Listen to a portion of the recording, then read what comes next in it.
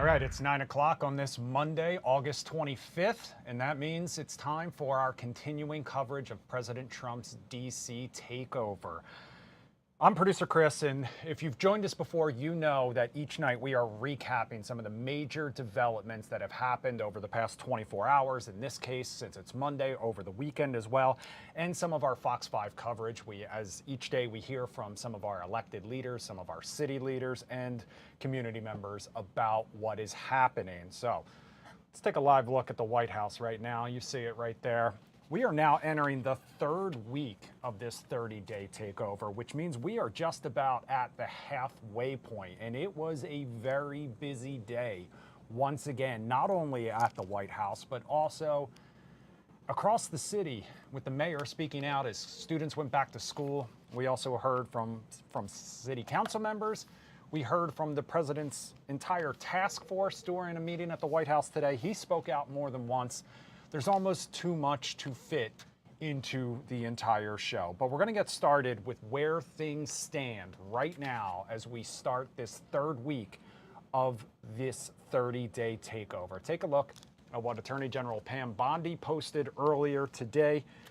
Over 1,000 arrests and more than 100 illegal guns seized, 111 according to the graphic. Last night, another 86 arrests, including multiple suspects accused of assaulting law enforcement and National Guard. And a suspected gang member arrested as well. Every day of our mission, we are making DC safe again. I want to take you to some of the other elected leaders and Trump administration officials that we have heard from over the last 24 hours. Next up is FBI Director Kash Patel. All federal partners are now at more than 1,000 arrests under the president's initiative to clean up Washington, D.C. Here's some of the numbers that he posted over the previous 24 hours. 6 gun recoveries. He says the FBI was part of 26 of Sunday's arrests. 5 drug seizures, 86 individuals arrested by federal partners total. Quote, keep getting after it. Next up, we've got White House spokesperson Carolyn Leavitt adding that in the 2 weeks since the federal takeover began, violent crime is down 32%, carjackings are down 86%, homicides are down 60%, robberies down 47%, assaults with dangerous weapons down 18%, and property crime down 16%. Meanwhile, U.S. Attorney for D.C. Jeanine Pirro says the city's homicide-free streak continues. Take a listen. I think the most important part of all this is that today, on August 25th, we are in our 12th day of no homicides. In spite of the fact that we have 101 homicides so far this year, it has been 12 days without one homicide. And I got to tell you, folks, that's big. That's really big. The deterrent effect of all that's going on as a result of the president's move to make D.C. safe and beautiful is literally changing the safety landscape of Washington. This president is making a difference. And I'm telling you that as the prosecutor here, we're putting together the best cases we can to bring those cases into court to get convictions. So that was Judge Jeanine talking about the city's homicide-free streak. Meanwhile, we also learned today that the House Oversight Committee has launched an investigation into whether D.C. police deliberately manipulated crime data to make it seem like crime has gone down in the city. As part of that investigation, the committee will call in all 7 MPD district commanders, we are learning, to appear for transcribed interviews. Now, this, of course, one of the accusations the Trump administration has made repeatedly. We heard it again today from Deputy Chief of Staff Stephen Miller during one of those events in the Oval Office. Now, in a statement to Fox 5's Nana Sentu Obansu, I want you to take a look at that statement. Chairman James Comer wrote, building on President Trump's successful efforts to restore law and order in the District of Columbia, the House Oversight Committee is carrying out its constitutional duty to oversee D.C. affairs and ensure our nation's capital is safe for all Americans. the committee has obtained credible, alarming information that MPD leadership falsified crime data to deceptively show a decline in violent crime in the district.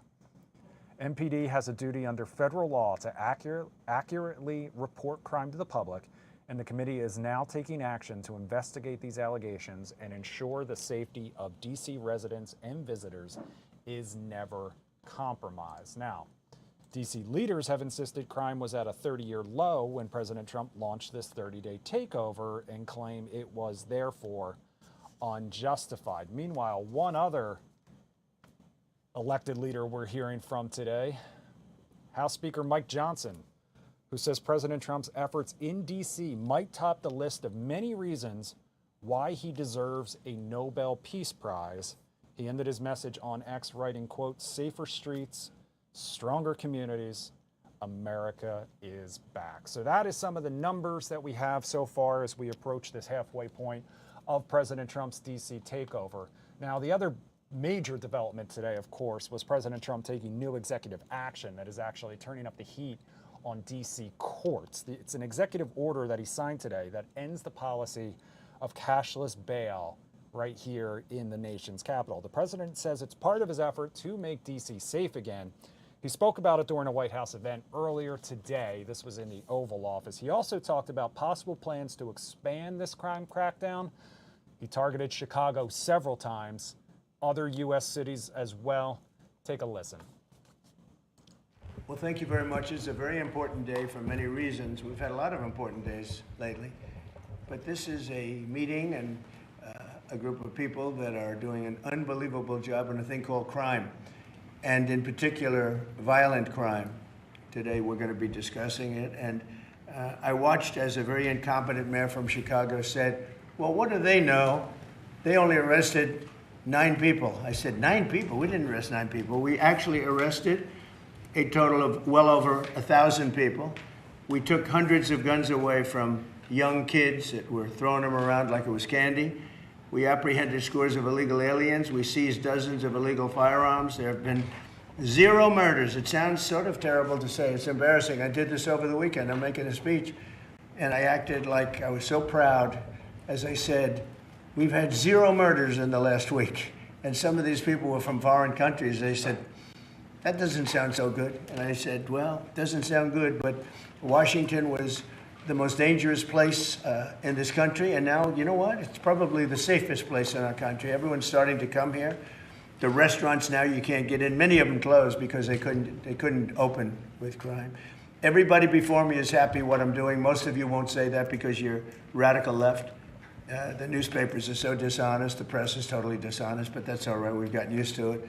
And we won in a landslide, so they obviously lost their power. I mean, it's impossible to imagine that when you get 97% negative stories, purposely negative stories, even though you've done 97% positive things, that you could win an election in a landslide, winning all 7. Think of it, all 7 swing states, winning by the popular vote by millions of votes. We had a fantastic, the best is your districts out of 3,000 districts. I guess we won 3,500. We won 2,750, and they won 500. And that's, to me, the best of all. And we had tremendous in every way, the election. And it's hard to believe you can do that when you have a corrupt media. But many of you are corrupt, and it's nothing we can do about it. But we keep winning, and we're going to keep winning. And this whole story on crime is incredible that the Democrats wouldn't be with us. So the mayor of Chicago, I watched him this morning, he said, Trump doesn't know what he's talking about. He only apprehended 9 people. Well, number one, that's false. It's thousands. We'll get into that. But more importantly than anything, we took guns away. We have some of the worst career professionals out of the country already. They've been taken out of the country, and some are in solid confinement because these were killers. We arrested some very bad people. And in the last 11 days, again, I hate to say it because it sounds so ridiculous, but in the last 11 days, we've had no murders. And that's the first time that's taken place in years, actually years. We always have a murder a week. They call it a murder a week. You come here from Iowa, you come here from Indiana, you come here from Idaho, because you're so proud of your country, you love your country, and then you get murdered, your son gets murdered, your daughter gets murdered, you get murdered. See the media, you get murdered. Many of you have been mugged in Washington, you just don't want to talk about it. And I know that every time I do this with you, you almost everything, but every time I do this with you, you people are saying to yourselves, he's right, and then you write a negative story.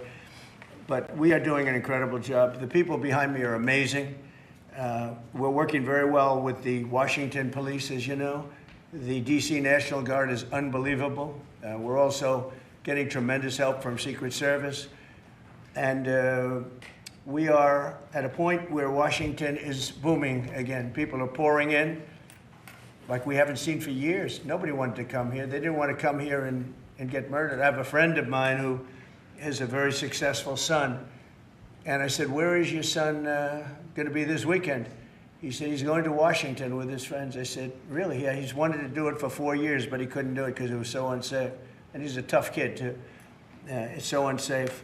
And he ended up staying 3 nights, going out to restaurants all 3 nights. He said it was so beautiful, so peaceful, because all the criminals are either arrested or they're hiding, and we're finding the ones that are hiding. So I want to thank Pam Bondi. I want to thank our vice president. I want to thank everybody standing behind me. Because they are really, Gaddy, you've been unbelievable, by the way. They have done an unbelievable job. They're working 24 hours a day. And Washington, D.C. is now in great shape. I'm going to be working with Clark Construction, which is by far your biggest construction company. And we're going to also beautify Washington. We're going to rip down the broken medians, fix them. We're going to put asphalt on the roads. We're not ripping them apart like these stupid people do. They rip a road. They rip a road down to the dirt, and then they spend 5 years in building the new one, and then it starts settling. You know, the whole thing is so crazy. And they'll spend hundreds of millions of dollars on a road. I'll spend about $2, and it'll look better. So we're going to be replacing medians. We're going to be replacing much of the asphalt in the road, which in the city, which is in bad shape. We have great stripers. We have great contractors. But we have to let them do the thing. The Congress has said that they'll give us whatever money is needed to fix up the Capitol. This is the Capitol. And we're not going to spend a lot. It's going to go fast. And it will be spotless. And we want it spotless for the World Cup and for the Olympics. You saw the World Cup was here the other day. And come to think of it, there's your trophy for the World Cup. In fact, it's solid gold. That's actually solid gold. So heavy that some of the people in this room wouldn't be able to lift it up. I think what I'm going to do is place it right above the angel, right over there. That's solid gold, too. We're going to put it right up there. Look at that. There's a solid gold trophy. They know how to get to me, you know. I like the angel better, to be honest with you. So we're going to sign, and then we'll take a few questions, and we'll tell you how good a job we're doing. We want to go from here to other places, but I was telling some of the people that in a certain way, you really want to be asked to go. You know, I hate to barge in on a city and then be treated horribly by corrupt politicians and bad politicians, like a guy like Pritzker. He ought to spend more time in the gym, actually. This guy is a disaster. Gavin Newsom's a disaster. When we went, we saved Los Angeles. You wouldn't have been able to have the Olympics in Los Angeles. You're barely able to have it now. They did lose 25,000 houses to a fire that should have never occurred because they didn't let the water come down from the Pacific Northwest, which you guys don't want to write about. I had to break into the water supply to let the water down. And even now, we want more. We can have much more. It's less than half of what should be coming in. I don't know, they have a political thing about it. It's like the craziest thing I've ever seen. But I don't like going to a town, a city, place, a state, and then be criticized by some corrupt or incompetent governor where crime is rampant. Like, take a look at D.C. Crime was rampant. It was at the all-time worst. It got really bad during the Biden 4 years. And then I have a mayor stand up and say how crime has reached a 30-year low. 30-year low. People are being killed left and right. And it's not a 30-year low. Think of it. So for 11 days, there's been no murders. The record goes back years where that's happened. They haven't seen that happen in years. And then people stand up, and instead of thanking us, which they should do, and she's not that bad. She's better than most. But, you know, you have people. I watched in Illinois. Chicago, Illinois is a disaster. I have property there. It's a disaster what's going on in Chicago. And you get Pritzker, he's violating our rights. I think this is another men and women's sports thing. I think this is one of those, you know, they call them 80-20 issues. I call them 97-3. I think the Democrats better get smart. And, you know, politically, I hope they don't. But actually, in terms of love for the country, I hope they do, because it would be good to work together. So I'm thinking about, you know, when I have some slob like Pritzker criticizing us before we even go there, I made the statement that next should be Chicago, because as you all know, Chicago is a killing field right now. And they don't acknowledge it. And they say, we don't need him, freedom, freedom. He's a dictator, he's a dictator. A lot of people are saying maybe we like a dictator. I don't like a dictator. I'm not a dictator. I'm a man with great common sense, and I'm a smart person. And when I see what's happening to our cities, and then you send in troops, instead of being praised, they're saying you're trying to take over the republic. These people are sick. But I'm really saying, and I say this to all of you, in a certain way, we should wait to be asked, because they have cities that are so under control, you know, out of control. So we go in and fix it. They take the full credit for it, and they go out and say, I heard it this morning. They're saying how well they've done over the last 10-day period, that they set record lows. They don't say that we're there with very tough people, by the way. They have to pass a toughness test. Otherwise, they're not working for us. So, and we're allowed to do that now, according to the United States Supreme Court decision. Now, they have to pass a toughness test. If they're not tough, we don't want them for this job. They might be great for other jobs, but not for this job, because they're respected. You saw the gang of kids. They were all huddled up, and a group of soldiers walked up. They never even got over. Those kids ran back to their homes or wherever the hell they came from. They were gone. This is one of the safest cities right now in the world, as crazy as that sounds. And it took 7 days. It took really 3 days, but we're now in our 11th day. So I want to thank you. So we had all of these things, 439 illegal alien criminals have been removed, and we have 6 known gang members, some of the worst leaders of gangs anywhere in the country, MS-13 and Tren de Aragua. We have 2 missing children that have been recovered. They thought they were gone. We brought them back to the family. The family started crying. They couldn't believe that they saw their child again. 49 homeless encampments have been removed. Like, we have the head of South Korea coming in a little while, the president, and he drives down the street. Already, his people have told me, he said, what happened? It's so clean. We always came here, it was filthy dirty with homeless and papers all over the road. That's the other thing. Those roads are swept immaculate, but they're going to be much better in a few months when we put a topping on them. They're going to look like they're brand new. We'll get rid of those rusty old medians that have been crashed into 1,000 times, and they don't fix them. They just let them, they lay them down on the road, and they sit there for months.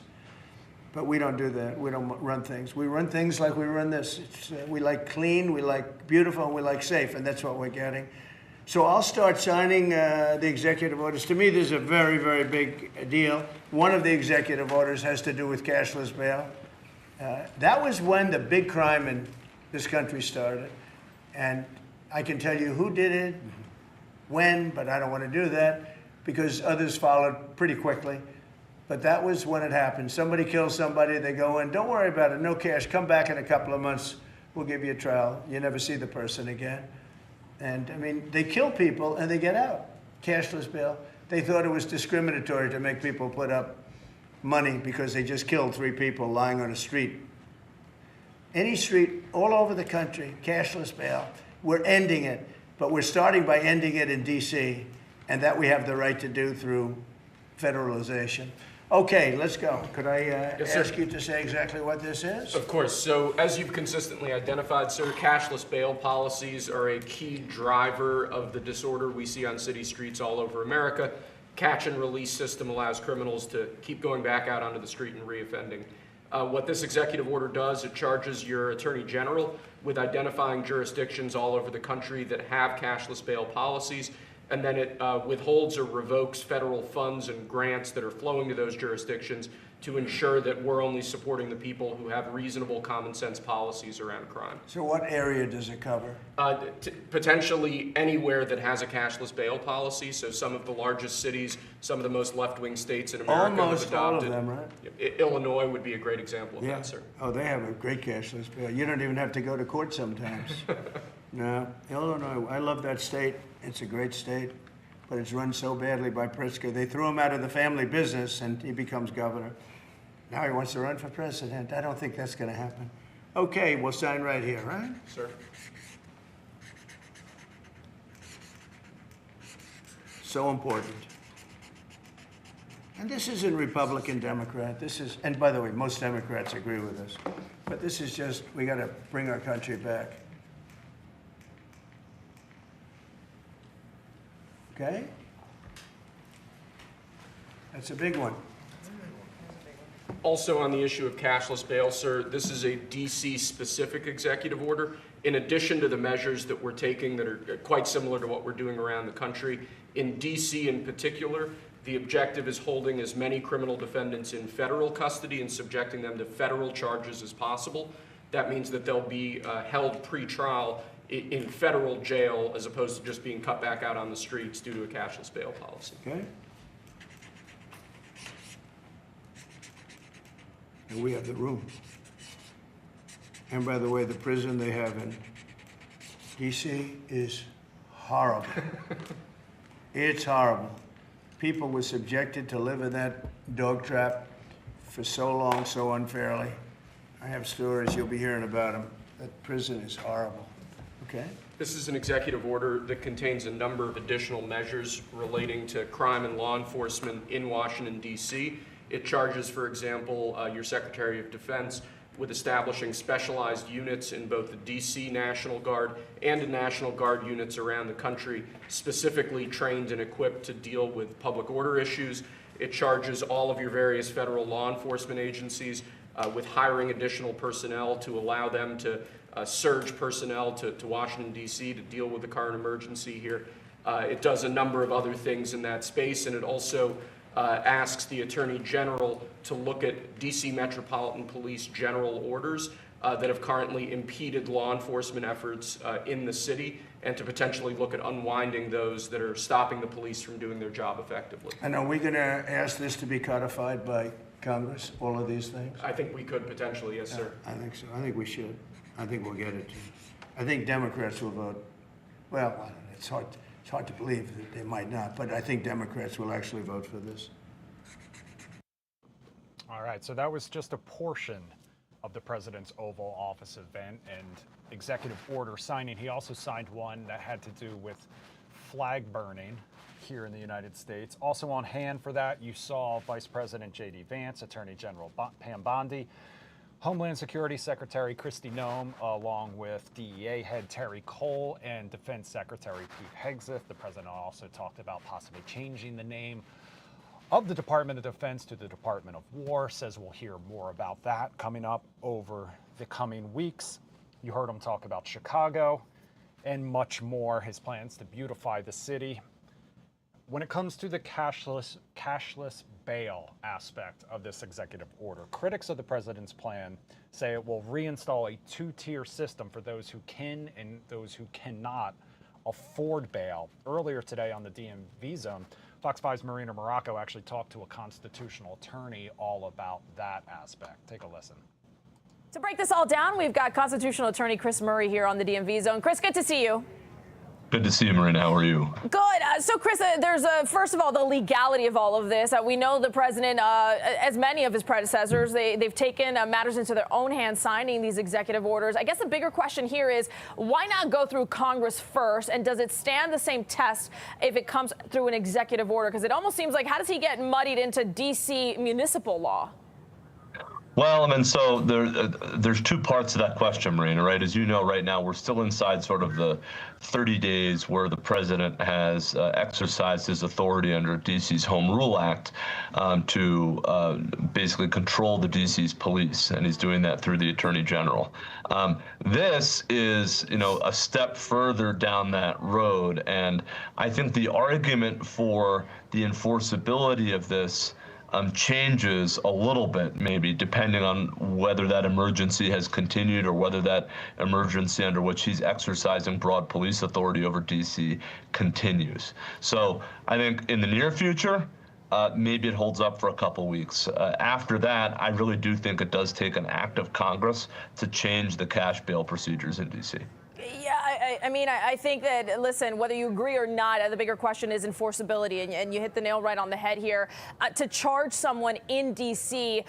With a federal crime, it's almost impossible to prosecute these cases now in Superior Court because of the backlog in cases. To take them to federal court, and now I imagine this would be felony cases, because I can't imagine misdemeanors going and walking through a federal court. This would be impossible to take to the end of the road. Well, I mean, or you need a lot more Article 3 judges, right, in the DDC in order to do that. I mean, so look, in other federal district courts, there are federal misdemeanors, and there are federal district courts, like I'm thinking of the district courts like in the northern and western districts of Oklahoma, where they deal with a ton of misdemeanor, federal crimes, like crimes on Indian reservations, for example. Okay, so you can do that. It's just, I don't think the DDC, which is the federal district court in D.C., is set up for that kind of case volume. No, I mean, I think to your point, it would be a slog here in D.C. We've seen it in action before, and it seems like they can't already keep up with the workload they've got to add to what is just routine crime. I hate to call it that, but it's what we see time and time again. To the federal courthouse would be a mess. But then again, to your point, it seems as though if you bring in all these people in this task force and you pull the resources, we've seen crime go down, of course, because you've got a saturation of law enforcement on the streets of D.C. Yeah, right. I mean, and look, all of the debate about enforceability is different than, the overall debate, which I think President Trump is, as he often does, right? He's seizing on something that I think a lot of people, like an ordinary person, might say, cashless bail, what is that, right? I mean, wait, you don't have to pay bail? I thought you always do. And actually, in a lot of urban jurisdictions, this has kind of been a trend. And I think this executive order, I wouldn't be surprised if part of what it's intended to do is to start a debate about that. Yeah. Well, we do know the data shows that cashless bail can lead to more recidivism, especially when you talk about the more violent felonies, not as much with the misdemeanors. So there's data that supports some of his point, but then you get muddied up in the law, and it just becomes a problem, which seems to be kind of the road we're on. Well, I mean, and look, Marina, I'll just go back to, when we talked about the takeover of police, I think about 10 days ago, right? At the end of the day, D.C. is different than most of the rest of the country in that it is actually a federal enclave. Like, it is subject to the federal government's control. If Congress wanted to do this, Congress can do this, right? That's just Congress's ability to do it. For this to stick, though, I think in the end, Congress will have to eventually pass some kind of law. Otherwise, the D.C. Home Rule Act is still the law of the land in D.C. Yeah, a lot of people waiting for them to come back from recess to see exactly what they say and where they lie on this. Chris, thanks for walking us through what's to come. I'll bet those members of Congress can't wait to get back. I'm sure they're eager to come to work. Good to All right, so that was from the DMV zone earlier today. Now, you heard Marina talk about the courts. Earlier today, Fox 5's David Kaplan actually headed into court. We're going to hear from him coming up a little bit later, kind of seeing what the court system is dealing with amidst this crime crackdown. First, though, coming up next, we're going to hear from D.C. Mayor Muriel Bowser, talking all about the president's new executive order, this crime crackdown, and also what worried parents might need to know about this back-to-school season. First, though, we're going to take a quick break. We'll be right back.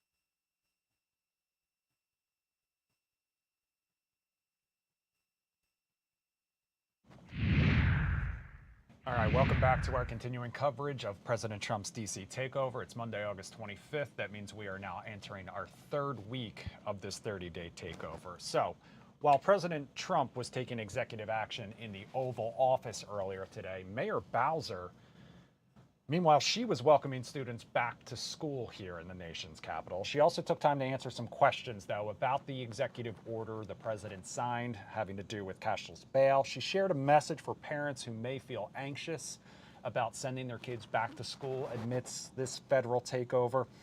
She talked about immigration enforcement and many other things. So I want you to take a listen to that. You should be able to respond to the National Guard now being armed on the streets of D.C. starting yesterday. I don't have anything more to say than what I have said. I don't believe that troops should be policing American cities. Yep. Anything else? The president has touted the record number of low homicides, I think 11 days with no homicides in a row. We care to respond to that? And No, I don't. Any other questions? Yep. This is from Sam. What are your thoughts about SBO reps John Patterson and LaJoy Johnson Law's campaign that all students be given a real ID in addition to a kid's ride-free card? To what degree do you believe it will mitigate possible harm in youth law enforcement interactions? I would look into that recommendation a little bit more. All kids do have kids ride free. They have their cards that they were issued last year can be used this year, and every school will distribute kids ride free cards. Kids can also download the card to a phone. For older kids that have a phone, they can download it to their phone. Of course, they can't use their phone once they get to school, but they can use it to tap in at the Metro. Yep. Hi, Mayor Bowser, Mike with the Associated Press. Are you seeing any changes in the local economy at this moment? We're seeing reporting about people being afraid to go to church, people being afraid to go to restaurants. Obviously your focus is going to be on the constituents, the people that live here, but even with tourism, are we noticing any shift? Well, we will. It's probably too soon to say. I know at least the Restaurant Association has issued a survey of its members. I think that's the hard data that we have about what's happening in the restaurant industry. We will get estimates about impacts on sales tax, which is usually how the travel numbers show up. That would be too soon for us to figure out. We have been experiencing some concerns about international travel that have been happening for many months. So if there are impacts over that, we will see that probably in the next several weeks. Yep. The president just signed an executive order targeting cashless bail. Any thoughts on that and how it'll affect the district? I will look at that some more. I know early on in this campaign, he mentioned cashless bail.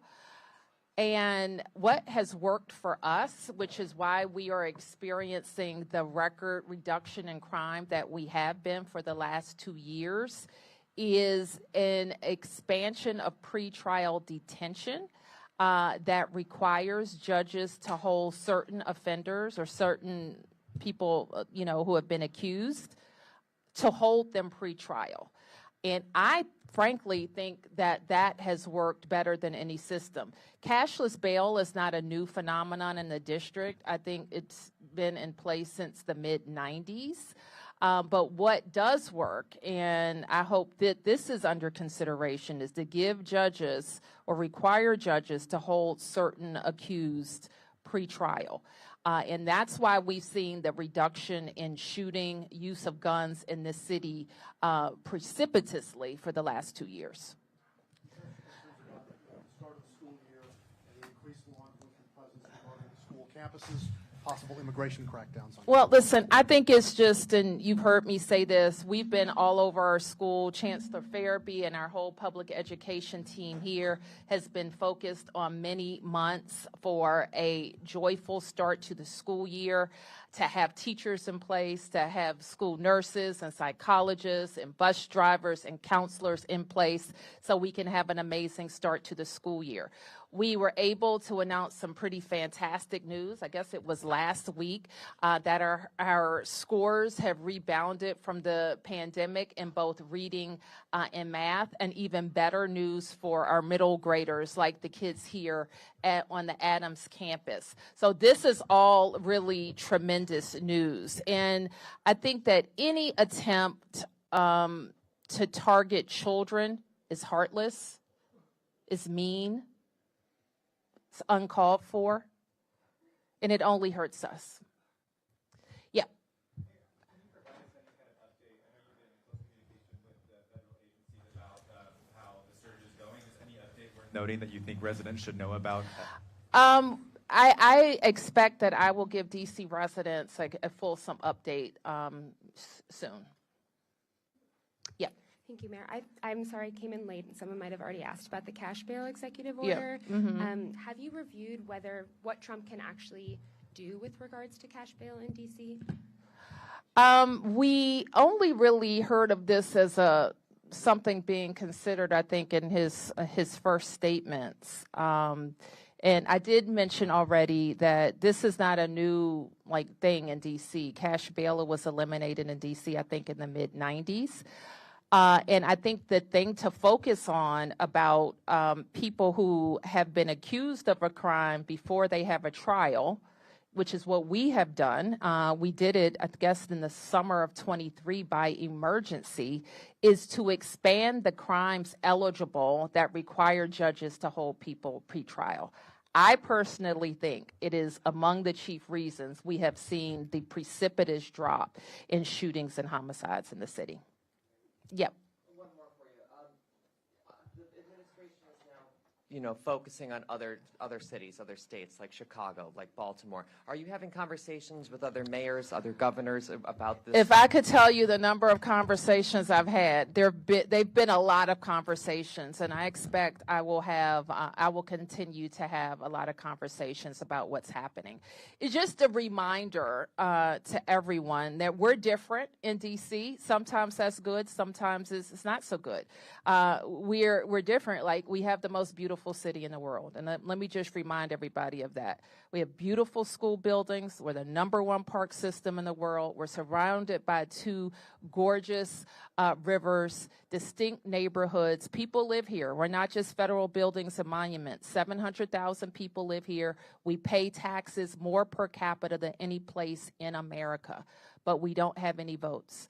We suffer, I'm going to steal a friend's phrase, from proximity to some craziness and vulnerability because we don't have protection on the Hill.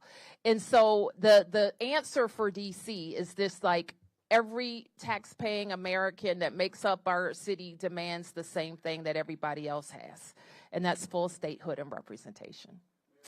Yeah. He's also asking Pam Bondi to look at MPD's general orders and to look for things that are in the general orders that might prevent officers from doing their jobs. Do you have any idea what that means? And does she have any kind of authority to look into MPD's Paul, you guys general are orders? asking me questions about something I haven't even seen, so you will understand that I will defer on answering. I want to be able to give you an intelligent response.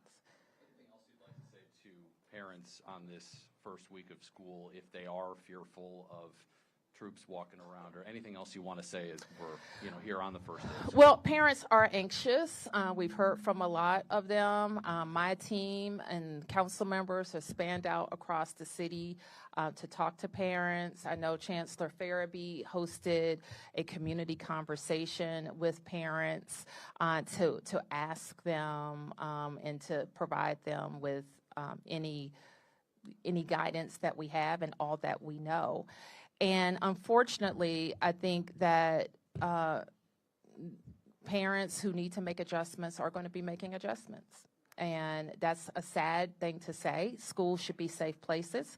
We know that our schools are the safest places for our students, and we invest a lot in their learning. And if they're not at school, they can't take advantage of that learning.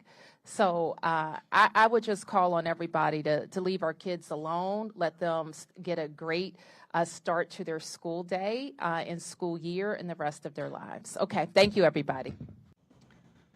So that was Mayor Muriel Bowser responding to the president's executive action today, his cashless bail, executive order, back to school season, how parents might feel. Just a quick break here for a second. You know, I always like to check our YouTube comments. We did get a few just a minute ago. One from Michael that says, when do they think this launch in Wallops Island will start? And one from Billy Bankhead who says, go to the rocket launch. No one cares about this BS. Just a heads up, that rocket launch is scheduled for 10 p.m. down in Wallops Island. NASA is live streaming it, but the live stream does not begin until 5 minutes before the launch. The window, like I said, starts at 10 p.m. They are expecting a couple clouds rolling in, so no word when exactly that launch will happen. Supposed to start around the 10 o'clock hour.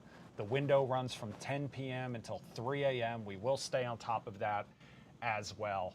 In the meantime, first though, the mayor talking about anxious parents heading back to school. Earlier today, Fox 5's Marina Morocco did talk to a reporter from Axios more about that aspect of back to school season. Take a listen.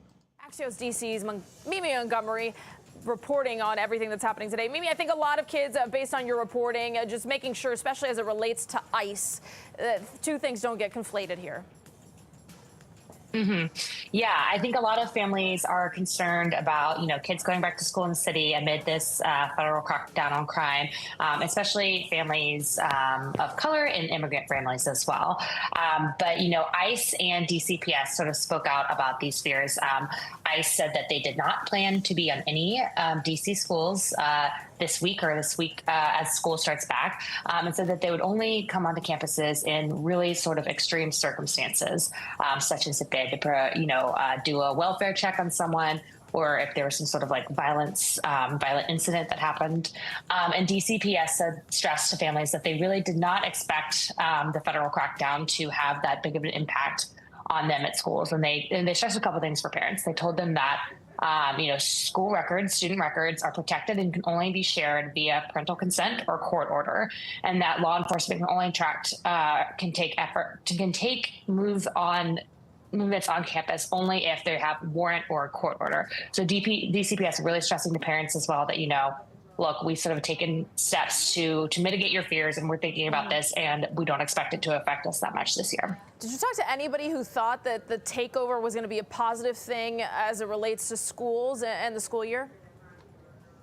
Yeah, so there were some parents that did say, crime has been up in our neighborhood. Crime is something that we are really concerned about. And we think that having, more enhanced law enforcement will actually be helpful, especially when it comes to youth crime. So there are some people that do see this as a good thing. Yeah, and we certainly have seen that a lot of the crime has been tied to juvenile crime and recidivism.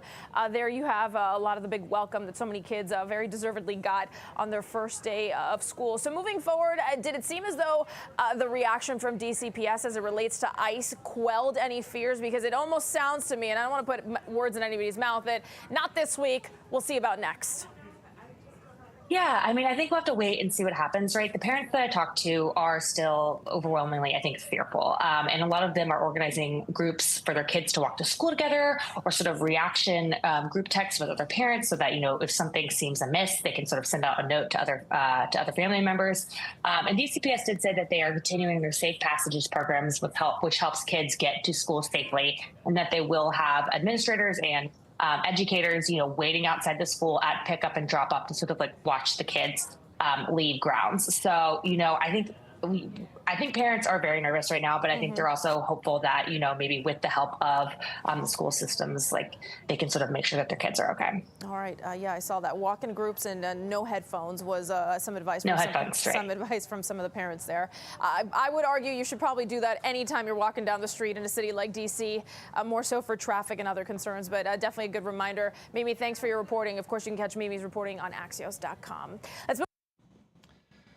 All right, so that was earlier today on the DMV zone talking about back to school season for nervous parents amidst this federal takeover here in Washington, D.C. Coming up next, we're going to talk more about the war of words between the White House and Maryland Governor Wes Moore. We're also going to take a look at some of the changes coming involving the National Guard now carrying weapons. We'll take a quick break and we'll be right back.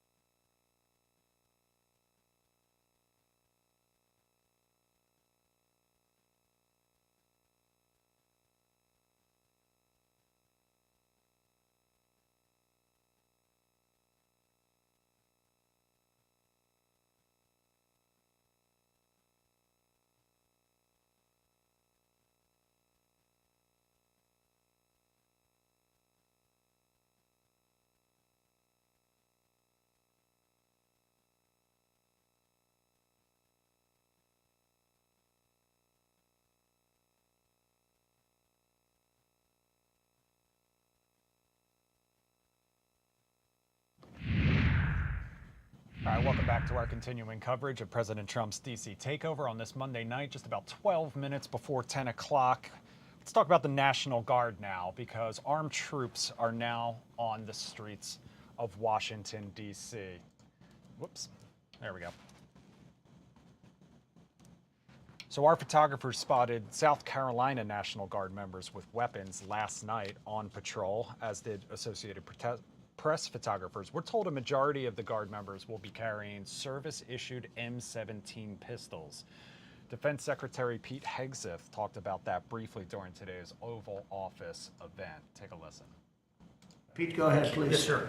Well, Mr. President, thank you very much for your leadership, and the Defense Department is proud to be a part of this task force. Just like we have been down at the southwest border, where crossings are at zero, we've got national defense areas where we're working with Border Patrol to secure the southern border for the American people. Just like Los Angeles, where ICE officers deserve to do their job without being attacked, we're really proud to be a part of defending the nation's capital and ensuring it is safe and beautiful and working with law enforcement. And Mr. President, let me tell you, the morale of the troops, getting out there talking to them, they love this mission. They're grateful to be doing it, whether they're DC National Guard or other state National Guards. And at your direction as well, sir, it's just common sense to make sure they're armed as well. And so we're rolling out ensuring they're armed, capable of defending themselves and others if need be, supporting law enforcement, and we're proud to be there, sir. So right now there are more than 2,200 members of the National Guard stationed across the city. At the request of DC Police, they are patrolling local metro stations as students head back to school. They will also begin community restoration projects across the city. Now, a little earlier this evening, at-large DC Councilmember Robert White hosted a virtual community safety town hall to talk about the National Guard presence across the city and more. I know that there is a lot of concern, fear, and tension around town. These things that we're seeing now is nothing like I've ever seen in my lifetime. Unprecedented, many of these things. From democracy, they are attempts to really impede and take over public safety in the District of Columbia, even though, according to our stats, and the FBI statistics, crime is going down in the district significantly. All of us probably would agree that we still have a lot of work to do. One crime is too much. There are still too many members of our community that are impacted by public safety, which is why we want to take this issue seriously. We don't want DC or public safety used as a political tool. We really want to address the issue of public safety here in our city. We are hearing from the president, who is bringing, who are now armed troops by way of DC, by way of DC and state guards into DC. He is bringing federal officers. We have seen a number of ICE enforcements, a number of people being pulled over by the side of the road, many claims of rights being violated, and then a number of executive orders signed by the president today that would impact First Amendment rights, not just in DC, but across the country, efforts to move away from cashless bail, which is something that the District of Columbia did away with decades ago. I think it was in 1992. This is causing a lot of concern and consternation. There's something that I think is really important for me to say in every meeting or event I'm in, which is that we have to understand and remember in this moment that aggression is not going to win this battle. If you don't like what's going on, sort of yelling at, being aggressive with law enforcement, be it local or federal, is not going to win this. We really need to be strategic. We need to stick together. It's important that people know their rights, and we have someone from UDC joining us later. There are a lot of questions. I have to tell you, as an elected official in DC, there are many questions I don't have answers to as well. So things are changing by the day, but I want to make sure that I'm working with the administration and my colleagues on the council to answer as many questions as possible, to add as much clarity as possible, because these are really difficult and confusing times. I want to remind people that DC residents did not invite the National Guard into our city, did not invite these federal agents, even as all of us want to see safety increase. We are seeing threats from the president that what is happening in DC will happen in other jurisdictions now. So that was Councilmember Robert White. That meeting also featured a Q&A with concerned residents, police representatives, and other community leaders. Meanwhile, there are also questions about the president's authority to carry out similar actions in other cities that, unlike DC, are not under federal rule. We heard the president call out Chicago during his White House remarks earlier, but he's also in a war of words with Maryland Governor Wes Moore. And you see his post on Truth Social from this weekend on the screen right now. Governor Wes Moore of Maryland has asked in a rather nasty and provocative tone that I walk the streets of Maryland with him. I assume he is talking about out-of-control, crime-ridden Baltimore. As president, I would much prefer that he clean up this crime disaster before I go there for a walk. Wes Moore's record on crime is a very bad one unless he fudges the numbers on crime like many of the other blue states are doing. But if Wes Moore needs help like Gavin Newsom did in LA, I will send in the troops, which is being done in nearby DC, and quickly clean up the crime. After only 1 week, there is no crime and no murder in DC. When it is like that in Baltimore, I will proudly walk the streets with a failing because of crime, Governor of Maryland. So, over the weekend, Governor Wes Moore sat down with CBS's Face the Nation to respond. He said sending troops is unnecessary because violent crime in his state is down. Maryland's had amongst the fastest drops in violent crime of anywhere in the United States in the past 2.5 years. Yeah. The homicide rate in Maryland is down over 20% since I have been the governor. And the last time the homicide rate was this low in Baltimore City, I was not born yet. And so the reason that I've asked the president to come and join us is because he seems to enjoy living in this blissful ignorance.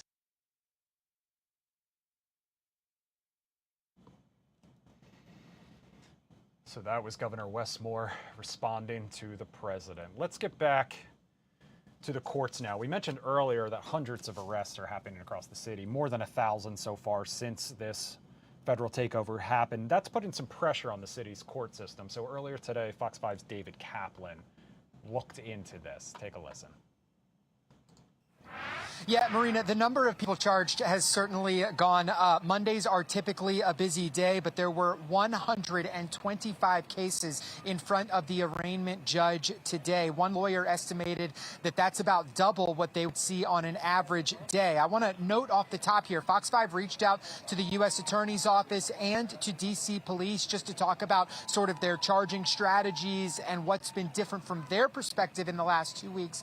We did not get a response back. Based on conversations I had today, defense attorneys say, though, a few things have happened in the last 2 weeks in court. They're seeing more cases charged, at times cases that may have previously normally been charged as something like a misdemeanor are being charged as felonies. And defense attorney Solano Simmons tells me he's noticed less wiggle room for line prosecutors to amend charges in the initial stages of a case. Prior to 2 weeks ago, you would see thoughtful consideration with what charges are brought. Sometimes these charges are amended to lesser charges. As equally important, you would see plea negotiations back and forth. It's our understanding prior to 2 weeks ago that the line item attorneys no longer have the authority to negotiate downward in plea negotiations. I want to walk you through a few specific cases we heard about today. A few marijuana possession cases. In one instance, police initially approached the man charged just because he had an open container of alcohol on the street. He was let out on bond. There were no other active warrants for him, but a similar charge for a different defendant who did have active warrants did lead to him being held. Another man charged for having an illegal gun and no recent D.C. criminal history was held and is facing the gun charge. And finally, a man charged with 2 felony assault charges appeared before the judge today. He was held. The alleged incident happened in Georgetown last November, and he was recently arrested. Indications are he did not have any other outstanding charges in D.C. Yes, there has been pushback to what the Trump administration is doing. There are protesters who have been outside the courthouse all day. The president, though, continuing to tout everything that is happening right now as a success, and the data has shown that crime has dropped in the last 2 weeks here in the district.